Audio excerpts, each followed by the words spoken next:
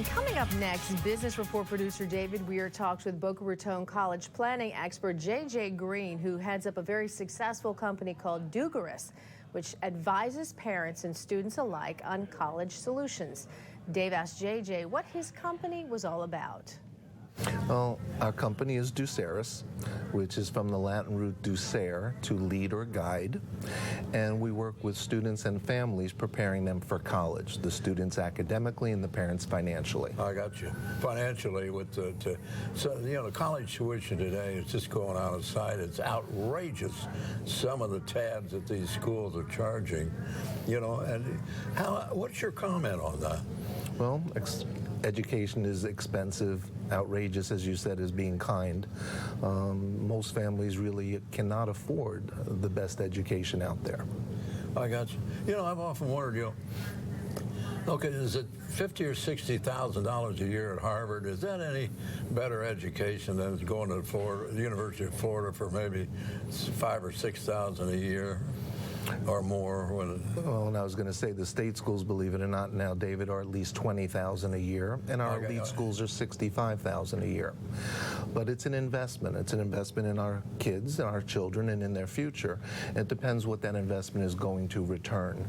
So at some schools and some careers and majors and occupations we want to get into, at a Harvard or an Ivy League, obviously we're going to have a different Rolodex when we come out in different contexts. That's a direct route to Wall Street with that type of stuff, right. Harvard and Yale and all that stuff.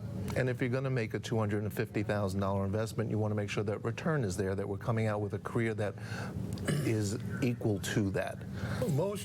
I know guys who make six-figure salaries and so forth. They got two kids and they can't afford to send them to college. I mean, and they have to get financial aid. How do you organize a pitch for a parent to get financial aid? Well, again, it all goes back to planning, and the sooner we start the planning, the better the results. Right. But there is merit money available for the better students, the students with talents and with good academics, and there's need-based aid for families with financial need. So you need to look at their situation today, figure out what the estimated cost will be, and then put together a cohesive plan to pay their share of expenses without incurring debt. I got you. Okay, so it works for the student. It's the educational merit versus a financial need from the parents. So you kind of work it out both ways. We want to get the best of both worlds. Well, right now, how is business for you? It's always a little hectic this time of, well, it's hectic all year, but this time of year, students are getting ready to choose their schools. May 1st is a deadline to choose their schools. So the students right now are getting in last-minute acceptances from their dream schools. Right. And parents are getting in financial aid paperwork, so hopefully they'll get some award letters giving them some much-needed grants and scholarships to help them pay their share. Well, listen, okay, so if you're a parent, and you get a letter saying, okay, we're going to give you a scholarship for your kid, and the parent looks at it and said, well, maybe I need more than that. Can you ask for more? Yes. That's called an appeal process, and believe me, regardless of the award letter, every parent feels they need more. That's just the situation with the great cost.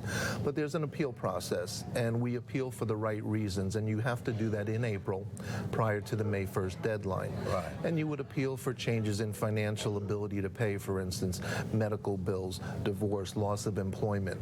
And we also like to appeal because we have good students that have 5 or 6 or 8 schools that have accepted them, and they compete for the best students. So we can ask schools to give us more money based on the merit of our student as well.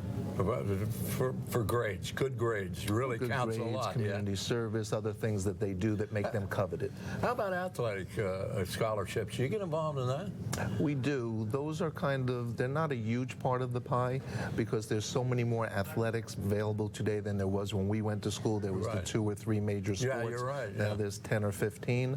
So athletic scholarships, families spend a lot of time chasing those, and usually there is more money available in other ways. But anytime we can use their athletic prowess or their musical talents or anything else to help benefit us, that's part of the equation. All right, well, JJ, we're going to put up your website and your telephone number on the screen right now, so any of the viewers are interested in helping their kids get a few bucks to go to school, to go to college rather, they can give you a call. And thanks a lot for being here. And also thanks a lot for doing what you're doing, because it's extremely important for our South Florida youth and the parents. Thank you. I appreciate that. And they can go to our website and they can look at the upcoming workshops and attend any of our free workshops to get a nice education. Yeah, that's terrific. All right, JJ, thanks again. Thank you as always.